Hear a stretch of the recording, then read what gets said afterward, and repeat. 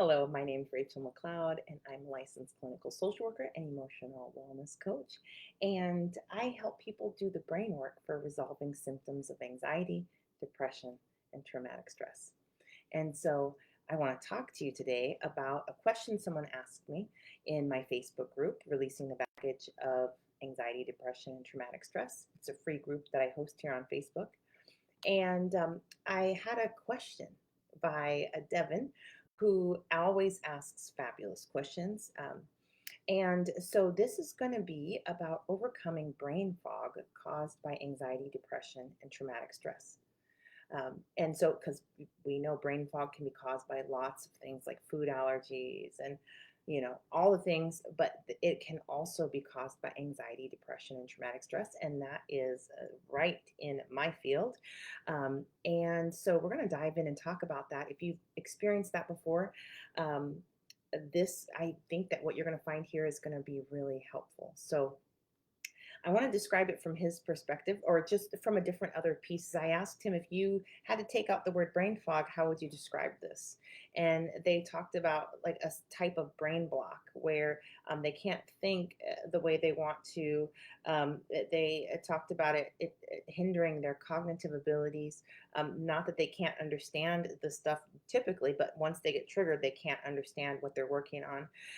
I happen to know about this member of the group that they're going to school and that their post traumatic stress makes school very difficult for them because their brain um, gets shut down. And what happens there is that when we experience symptoms of anxiety, depression, and traumatic stress, our what our brain is moving around nicely, but our survival system's out here hanging out all the time, wanting to decide for everything. Is this safe or is this not safe? Is this safe or is this not safe?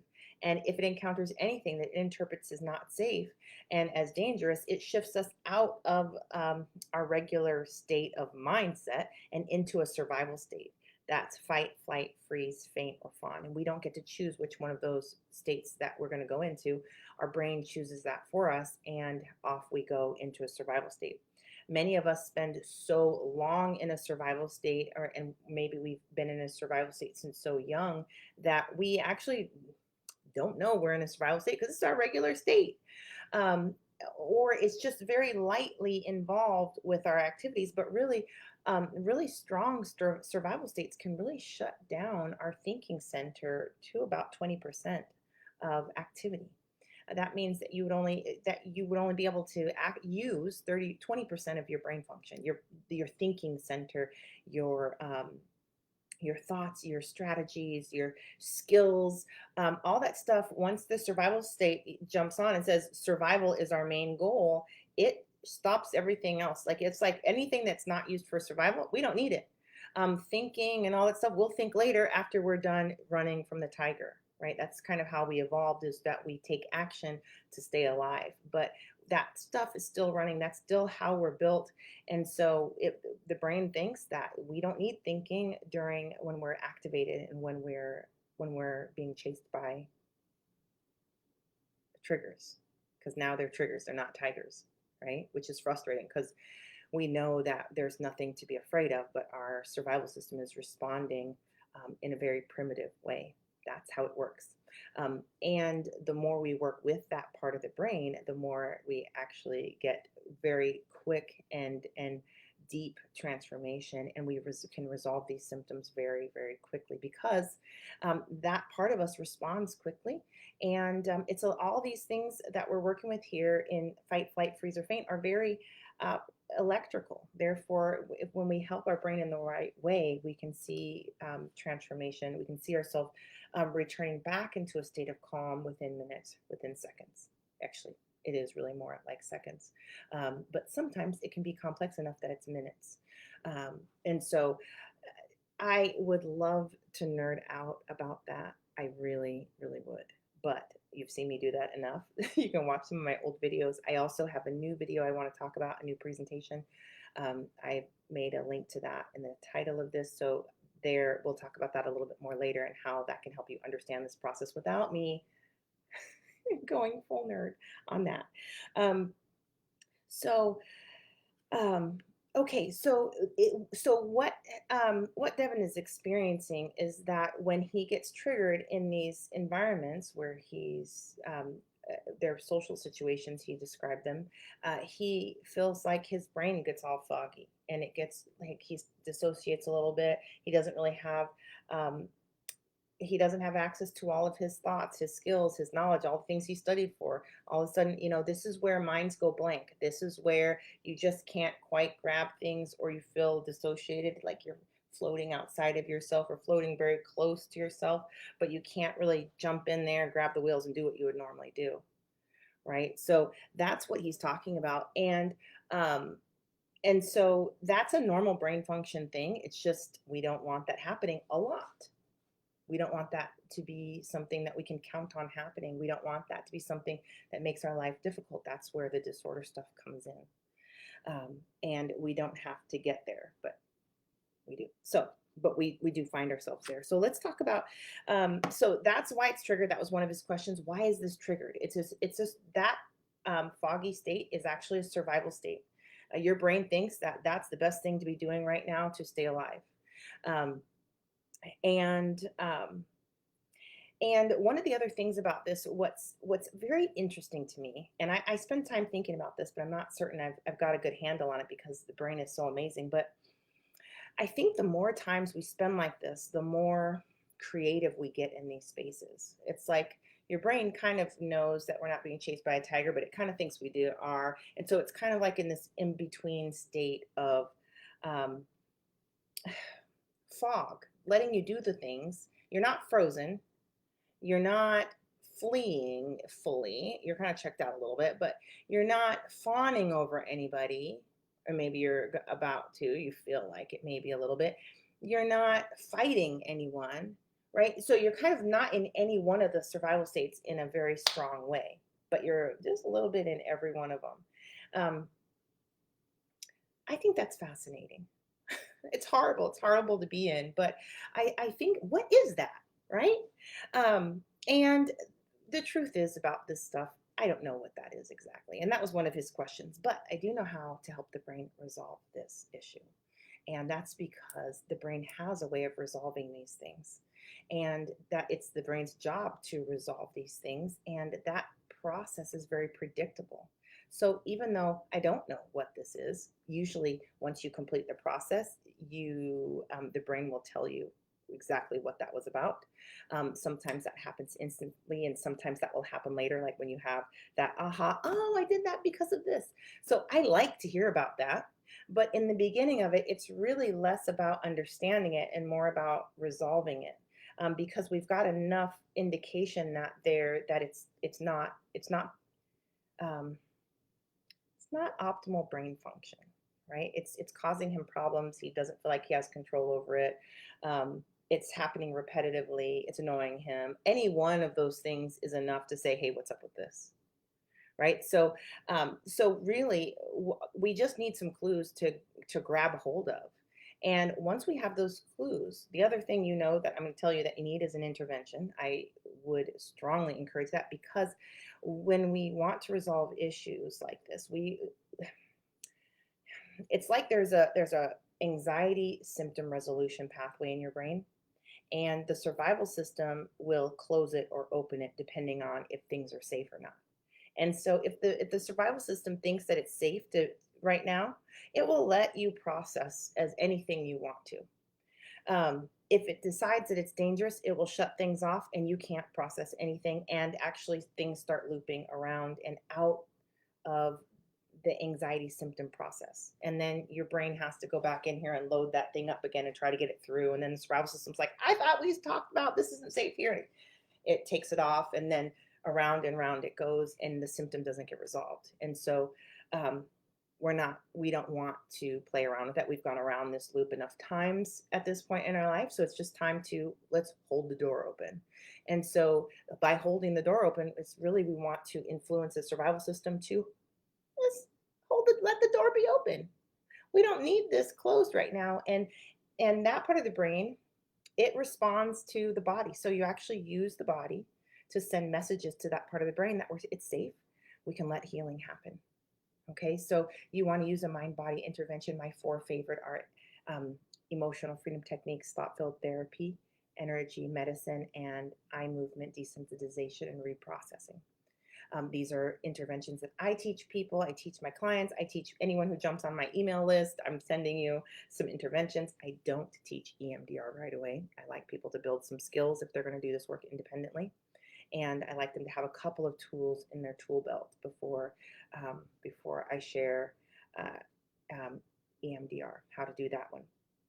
So, we need some clues. We need an intervention so that we can um, keep the door open for processing. And then we're going to take these clues and we're going to go and figure out what is going on in your inner world with these clues. Why are these things showing up? And really, and we're going to use an intervention this whole time because we're kind of, every time you use the intervention, you're holding the door open and more of this issue gets resolved. And so the more you get stuff through there, the more you can get down to the root issue, which is really what we're after in any of these things. Okay, I want to, so, and when we're down there at the root, sometimes the truth is you only have to get the brain within, I think I wrote this down because I don't think I've ever said this before. You want to get it in range to do the healing work. Sometimes that's all it takes. Sometimes close enough for brain function work is all the brain needs. It's like, oh my gosh, thank you for getting me past this and this and this. I got it for the rest of the way, and that's really all it needs. And so you need to get to root issues. You do need some advanced skills here. Um, these are things that I teach in my program, Inner World Transformation. There are things you can. I don't find lots of people have enough of the advanced skills to do this work, but I want you to understand what they are. I want you to get a concept of it. Sometimes even just hearing that, people get ideas and they're like, oh, let me try this. So I want that. But the other thing is that I really want you to see, if you don't have those advanced skills, if you got them, you could do this work, and they are easy to learn, right? And so then that just puts in your awareness, hey, let me go get these advanced skills, or let me work with somebody who has them, right? And then if I tell you about them, then you know what you're looking for. And as you look for someone to help you, you're looking for someone who has these skills. So my goal here is to shorten your path from just to get these resolved quickly. This does not have to take a long time. For instance, I specialize in helping people resolve these disorders in 2 to 6 months, right? It does not have to take a long time. It can. There's nothing wrong with taking a longer time. When I was doing my work, I took me 3 years to really start feeling well. And then I took longer because I realized, whoa, this was just the tip of the iceberg. There's like complex childhood trauma in here. That took me another 4 or so to really get in a good place. So with that, anyway, um, so you could take as much time as you want to, but I didn't have a roadmap for this, so I just started wherever I could start. I did what I knew how to do. It took me a long time. Now, if I had had the roadmap, I also could have done that in 2 to 6 months. I was also stubborn and hard-headed, so I don't know if I would have taken a roadmap if it had been handed to me. So please make your life easier, because you know what, we've got other things to do besides wrestle with anxiety disorders and trauma disorders and depression. We really do. We have babies to love, adventures to have, building businesses to build, books to write. We do not need to spend 7 years wrestling around with this stuff. So but I digressed. so so we're talking about how to resolve these things. And so let me tell you about the clues that I heard from him. It was really great. He knew where these things happened. Those are moments in time where things occur. These are great access points. These are places where you can actually start doing the work. You can do the healing. You can access the deepest layers of your brain function from those moments, either in the moment. That's very difficult. I wouldn't recommend it. After the moment or before the moment occurs. I teach skills for each three of these things. And the best one is right after something, like the after looking back at something. I think that's much more fun than being in the moment. and even looking forward to one, like, oh gosh, this is going to happen again. Yes, that's another access point. You can use that, but the past and the present seem to be easier um, to conceptualize for most people. But with learning some advanced skills, you absolutely can try the future ones as well. So that's a clue, and also that will serve as a gateway into the work. He also understood that it's like a brain block. That was a nice, juicy statement that his subconscious mind, I imagine, would love to tell some stories or draw some pictures about, or take some pictures. You can really play with the subconscious mind to tell you a lot about what these symptoms are. And so we would ask questions and set the subconscious mind up to tell us exactly what this is. Um, and so that would be a great access point, a place where you could access the deeper levels, the subconscious programming, the inner conflict, the buried inner conflict there, or the buried emotional distress that needs to be released, or the unresolved trauma. Any one of those things could be the case. Um, so once you have a clue, then you're going to use your skills to dive deeper into that. This is something clients tell me, they're like, especially in the beginning of our work, this is when they'll say it, and when we just get in the beginning, they'll say, it's easier for me to do this work when we're working together. And I'm like, yeah, because I know how to surf this thing in. I do this a lot. This is my, like, I could do this in my sleep. I might do this in my sleep. Who knows? Um, but the more you practice it, the more you know what's happening, because anytime you start talking about stuff, your entire system will start sending you information about it. And it's like a classroom full of children. They're like, "Ooh, pick me. I want to tell you. I'm going to tell you." And then this one's like, "I'm telling you." And so you can really get flooded with too much information, and you don't know what's relevant and what's not relevant. And so it's important to start learning what is relevant, because the truth is you can take any one of these things and use your intervention with it, and you're going to make progress. But there are ways to do it faster and go deeper and really learn how to resolve something like this in 10 to 40 minutes. Because once you start learning what's priority, what isn't priority, what's this, what's that, in your inner world, you really can learn how to. I call this surfing neural pathways. I don't know if that's that, if anybody else feels like that, but I also think it's like swinging the vine, like the neural pathways are vines that you swing into. You're like, yeah, I'm not interested in that topic. Yep, thank you for the information. Can you take me over here? And you get to one neural pathway and you jump over to the next one, and you can ask some really great questions to figure out what's going on. But they're always relevant to the neural pathway that you're swinging on. So I couldn't even tell you the exact questions to ask, because you need to have some skills in here, and you need to continually create new questions. But they're easy questions. It's like, this was my favorite joke, and I'm sorry because I know that this is not even funny for anybody, and it's lost a lot of funniness for me. But I've laughed about this thing so many times. If I was in a stressful situation in athletics, I would use this thing. But the joke was, what did the farmer say when he lost his tractor? And the punchline is, where's my tractor? Okay, I used to just laugh and laugh about that, because that's just the simplicity of it, the dorkiness of it, the Captain Obvious of it would just tickle my funny bone, and just put me in a state of relaxation and fun and let's go, instantly.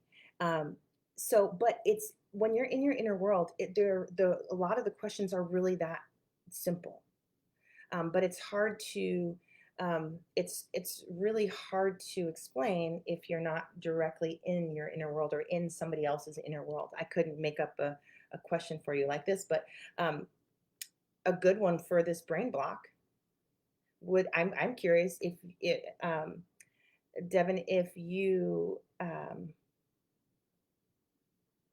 let me see.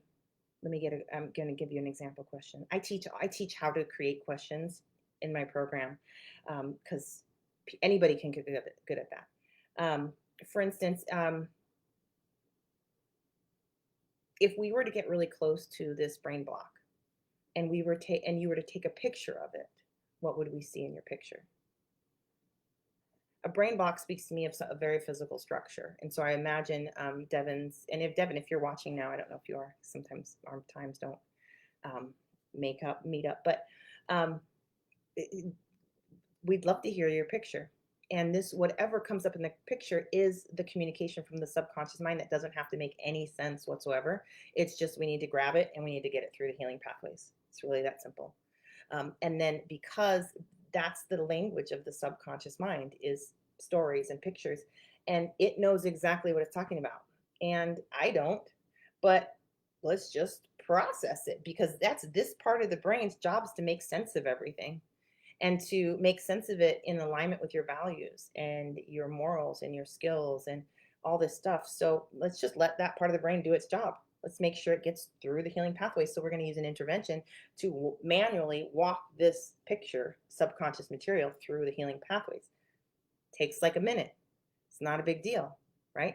And then after that, every party is going to have something different to say about what this is all about. And so your body might start aching in different places. Your heart rate might go up. You might feel the tension start to rise in your neck. You might have images of somebody saying something. You might start to feel restless. You might start to have a repetitive thought happening. All of these, you're in a class where you've asked a question and everybody wants to answer the question, right? Because all parts of you want this brain fog thing, this whatever is dangerous, they want it resolved. This problem, this anxiety, post-traumatic stress situation, all parts of you want this resolved. And actually, you're having the brain fog repeatedly because your brain is actually, parts of you are trying to get it through your healing process. And one part of you, your survival system, is like, that's not safe. And it's probably right. There's probably something in this that is loaded with a lot of pain. It's always the case, whether it's fear, whether it's a relationship issue like early rejection, um, and that part of the brain is really protecting you from reliving that original problem. But really, if we can, the interventions really help to desensitize and take the emotional pain out of these issues so that the survival system doesn't even want to block them on their way through. It's like injecting, it's like if you're working on teeth, you put some numbing stuff in there and then the person calms down and they're not fighting you and all combative when you're trying to fill their tooth, right? Same thing with the survival system. These interventions help to um, process the emotional distress so that you're not numbing it, but you are desensitizing it. But it's actually a very healthy process, not a numbing process. Not a numbing process like you would experience with depression or dissociation or those sorts of things. It's actually numbing because that's part of how brains process things. Once the brain is done with a painful event, you won't be able to find the pain in the event anymore. And because that pain is an emotional charge or energy that once it goes through your brain's healing pathways, it really it gets converted into something very positive. It's information and energy as opposed to remaining in the form of pain. It's like this healing pathway is from your brain's perspective. This is why you want your brain to do this work. You do not want to sit and say, you know what, we're fine, we're fine, we're fine, we're fine. No, come to the back and walk this stuff through so your brain tells you, oh, we're fine. Then you don't have to sit and wrestle with your brain anymore. And because this process that it goes through from having it come up into your awareness somehow and get through the process converts it to stuff that I don't even have words for the awesomeness of. But in my work with people, I rely on this brain function to do what it's supposed to do and do it awesomely, and it does. It has never failed. There has not been a symptom that brains have not been able to resolve. Now, I'll tell you that sometimes you have to do a lot of loop-de-loops to get to help your brain. Like, what about this? You know, what about this angle? What about this angle? And you're working to see which part of this the brain needed your help with. And then finally, when you get that one, it's like, oh, okay, all this stuff starts moving. All these light bulbs start going on. All this strength, inner strength starts to show up. Um, that's just how it works because this is how brains work. So, um, I don't feel like I need to know what everything is, and I think that that helps me to not miss the brain in this work. A lot of times people say, "Oh, that's this, and this," and so they've solved it, but their brain hasn't yet. Or you're working with a therapist and they tell you what it is, and your brain is like, and you kind of walk out of there. Your brain didn't get to finish its job, and it's like it's so important in this work. This is not an advice giving work. This is a help the brain get what it needs. A lot of times, I do know the answer. Like I'm like, oh, answer me. I want to, I'm in the class and I'm like, pick me. I'll tell you. But it's not doesn't matter what I have to say. It matters what your brain makes. It matters the healing your brain accomplishes. It matters the repairs your brain is able to make, the rewiring your brain is able to do. It doesn't matter if I have the answer or not. And I think that's a little bit arrogant to think that I have the answer because your brain might come up with something completely different than what I thought because I only have one answer out of how many millions. And who's to say that's the best one for you? I'd say let's let your brain make it because there's nobody more on your team and more here for your wellness than your brain. So I'd like to just sit back and shut up. Even though I want to play the game.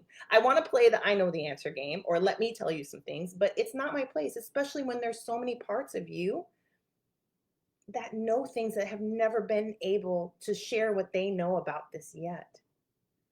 They have to share what they know. They have to do their job in reporting this information to the front of the brain. That's what we're here for. We're here to help those parts of you tell us all that they know about this whole brain fog situation. And they know. You already know about this brain fog. You know who doesn't know is your prefrontal cortex. Your thinking center does not understand the brain fog yet. And that's because it has not received all the reports available about this. There is still more data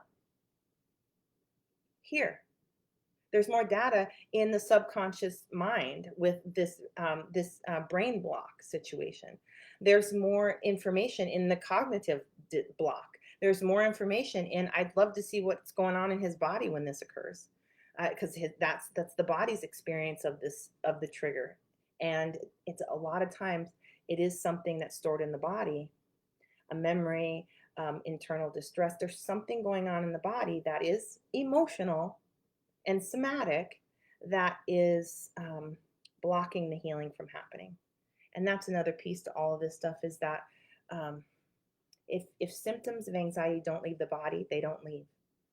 And so, where as much as we love to do talk therapy and things like that, we can understand things and organize our experience and learn from it, but we cannot, that's not how the body does its clearing and anxiety resolution work. And so, we really want to come alongside the body and help it get it accomplish what it needs to accomplish.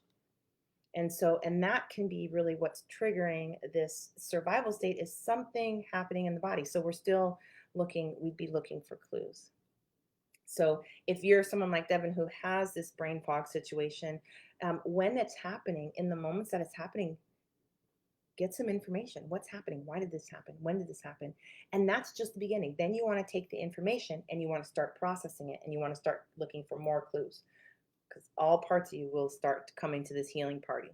And then the job is to be able to listen to your subconscious mind, have the understanding to listen to your survival system, have the understanding to listen to your conscious mind, and also to your body. These are all separate skill sets, right? And so this really, those are, gosh, in my world, when I teach people this, I teach people this in Inner World Transformation. That program, I teach people how to work with their survival system and their conscious mind first, because those are the easiest wins. Plus, you got to know how to work with your survival system. It's just VIP in this world. Then I start teaching how to really find and work through specific access points, the easiest to find access points in your life in the first two parts of the program. And then in the third and fourth, that's the third one is how to learn how to communicate with and help your body and your subconscious mind. Those are really advanced skills. And then the fourth, really the subconscious programming, kind of where all four of those things get braided up into braids and you start your autopilot runs from. And it's like we want to start taking some of those braids apart, those behaviors that we don't have to think about anymore, but we do them and they're not so fabulous. And we'd like to, but gosh, we keep doing them because they're running on autopilot. We want to pull them up from autopilot and run. But you need to have all those skills to unbraid it, because you need to unbraid the subconscious layer, the survival system. I make this sound so complicated. This is not complicated once you know what you're doing, but it does take an advanced skill set. So um, so I'm sharing that for you so that you can think about that and what it would mean to you to be able to take something like brain fog showing up and be able to resolve it and clear it from your life, be able to get access to your brain, right? Because that brain fog is a survival state that's shutting your brain function down. So when you want to go use your brain, no, sorry, we're in a survival state. You just gotta wait until you come out, or you can, there's lots of things you can do with that. But it's nicer when you can go into those situations and you're not triggered at all, and you can get to that place where you resolve the trigger because something is in there that's activating the survival state, and that's really what you want resolved. So um, let me see here. I put my stuff here. Yeah, I don't have a clear way of saying this, but I think that reason we don't go into one of the full survival states is because I think there's a confusion component. Um, to me, it seems like the brain resolves to confusion a little differently. It's like I don't know if I should go into a survival state, so I'm just going to do this weird thing over here. It's not a full one. It's not. It's not a little one. I'm in control, but I don't really know. And I think that that's a sign of inner conflict. That different parts of you want to do different things. Your body might want to do this. Your thinking center. That a lot of times that's really where the biggest internal conflict comes. Your head knows. Your thinking center knows. Like, this is not dangerous. We have a test to do. This and that. Let's do that and go and have a snack and go home and go play some whatever we're gonna play. Right. But your body is like, oh, this is bad. This is really, really bad. And there's enough conflict here that your survival system's in the middle, like, I don't know. I think we should totally do something here. And so it starts taking the reins, but doesn't fully decide what it's doing. Um, and so, um, but I think I'm sharing all of that little piece of thing because confusion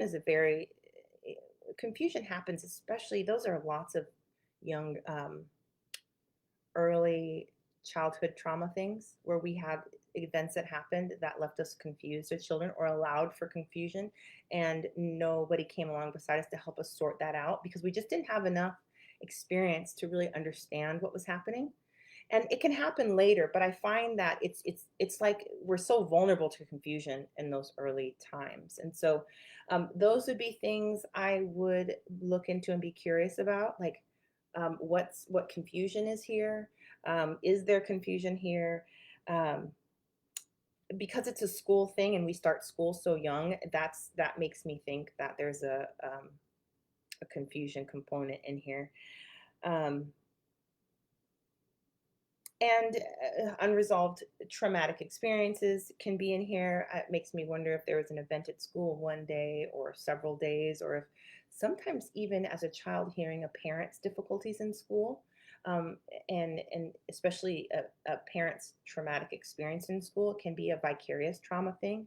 So sometimes that can really play a part when people are confused. They're like, I don't even have any trauma, but they have a parent with have experienced a lot of trauma, and they're actually have experienced vicarious trauma along the way. That is, from a brain's perspective, kind of the same thing as I treat it the same way as trauma. And so, even though it wasn't yours, it still has affected you in the same way. So that can be really confusing to people because they're like, I don't know where to start. Um, but I think that with some of these experiences like this, I really feel like it's important to be compassionate toward the brain, which is another reason why I'm such a big component in help the brain resolve this. Because it really is good at this, number one. But two, it needs to. This is its whole job. If you resolve it for it, you're basically sitting your brain on the bench. That's not where it's meant to live, this thing. That's not where it's doing its best work. But also, it may it the, it can really have trauma helps us to cross our wires, right? All of a sudden, eating dinner at the table becomes dangerous. And now eating dinner at the table is dangerous. Our wires are crossed there. That being shy in school and quiet is safe. Let's attach that to the safety programs. Um, let's avoiding conflict. Okay, that's safe. Let's make sure that gets wired over there. So you have all these wires not going in the right way for you. It's going in the right ways for that moment of trauma, but now you're not there and you want to go do some great things, but your wires are crossed. And really the brain it's great at changing this wiring, and it really needs to for you, so that you can naturally do the things that are in alignment for you with you and help you advance in life, not run in loops in your inner world, which is what happens when your wires are crossed. You're just not getting the right outcomes and you can't really figure out where that is. So this brain fog thing is, it's like it's doing brain fog at a place where you need to be learning, right? So it's not connected. Your brain function here is not going to learning, it's going to safety. It needs going, like, we're in danger, we need to do something different to get safe, right? And so you're not getting in those moments from here to the learning piece. And so that's really what we want to help the brain do, is rewire this thing and wire it in a place, in a way that just works better. And then not just works better, but also sinks down into the subconscious programming as an improved program. And then your autopilot just makes you do better without even trying. That's the awesome stuff. That's really where we want to go. And it makes life a lot easier, instead of having to be totally conscious of all of our trauma all the time. Okay, let's go into class, but make sure we don't do this and don't do this, and make sure we have this and this and this, so that, if we get triggered, we that's okay. There's nothing wrong with that, but we don't want to stay there. That's not where we want to live. We want to be able to be comfortable and calm in those situations, especially if they are safe, right? If they're not safe, you don't have a miswiring problem. You have some problem solving to do in the world to get yourself into a safe place. That also can be crossed by trauma, but I think you guys are picking up what I'm putting down. Um, so this video is really more for the people who've been watching me for a while, who know a lot about the basics of, habit intervention, how brain function works. In this case, Devin has been applying these things a lot. He shares celebrations with us all the time. He uses these interventions by himself, and he really does a great job working on his inner world. Um, and so I wanted to make this for a more advanced audience. And so if there's anything in here that's confusing, definitely ask questions. However, I just released if you're watching the replay of this, I can't say what day it is, but yesterday, I just released a presentation that I put together. And this presentation is, um, gosh, it explains my process the best way I've ever explained it before, with illustrations. I got my graphic designer to really like play with me here with the brain, to really help people understand complex brain function in a very easy to understand way. So it's not nerd jargon, but like really you can see what the brain is doing, why. And so anyway, I put the link to that in the header of this video. So I would encourage you to watch that. Even if you've been watching me for a really long time, it really lays out the 5 steps to recovery, to overcoming anxiety, and you can really see where you're at in the journey now. You can make corrections if you need to. You can keep it moving. You can speed things up, because you're like, oh, I've taught things about how to find the access points. I've taught new things that I haven't taught before. I haven't really been using the word access point until this video and that presentation that I released yesterday. So there's a little bit of new material in there, but it's definitely explained with more clarity and simplicity and with great focus. I don't tell nearly all the stories. I try to get down to business, give you what you need to know, get us on the same page, and really help you get the clarity you need to make your decisions to get well, who you're going to work with, when you're going to start, how you're going to get access to these things. You'll have the information, you'll know what you need to get started and really overcome anxiety. This one's specific to anxiety. I'm going to be doing, but let me tell you right here and right now, um, the the brain's process for resolving anxiety, depression, and traumatic stress is the same. You can put through this your brain's process symptoms of depression. It heals it in the same way. With depression, there are a little bit different. There's still access points. There's just different things you're looking for. Um, and with post traumatic stress symptoms, you want to get that stuff through the brain's healing process. Same strategies. You use the same process for each one of these things, whether it's anxiety, depression, traumatic stress.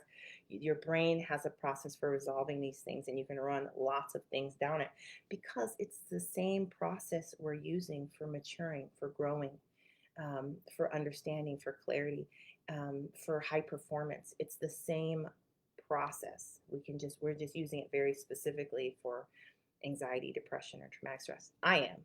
And in this video, it really talks about anxiety, but until I put out one for depression, which is going to be very similar, and post-traumatic stress, which is also going to be very similar, you can really watch this one and really get the same benefits from that. And again, that you can click the link in the header of this video for that. Yeah, so I strongly encourage you to watch that. Definitely to get on the same page to see if there's any nuggets that you that need to go in your bag of tricks and in your understanding of how all this stuff works. The last thing I would like to say is that if you want my help to help you resolve this, definitely send me a message here on Facebook or YouTube if you're watching it there. I'm going to upload this video there in a second. I have some opportunities to work with me intensively through an online self-study course. I also have some one-on-one opportunities. I don't publicize those a ton because it's very specific to who I can help with those with that program. But definitely reach out to me. Go to my website, rachelmccloud.com. Also, if you would like me to help you figure out your next steps in your journey, you're like, you have this program, you do this, I'm working with this therapist, how do I need to resolve this stuff. That would be a really great time to book a call with me. You can do that on my website by going to rachelmccloud.com/call. So that's a free half-hour one-on-one with me, and I help you outline your next steps. And if you choose to take me up on that one, I would encourage you to get to know the programs I offer, get to watch that webinar, get on the same page with me, because then you'll be able to really ask deep questions and you'll already know which route you want to take, and then I can help you fortify that direction. So that's all from Rachel. That's a brain fog in a nutshell. It's really simple. Learn about what's going on with brain fog, where it's happening, when it's happening. Whatever you're finding with that, take it through your healing pathways and then find more stuff until you get to the root layer. And then process that as well. Sometimes you really don't need to.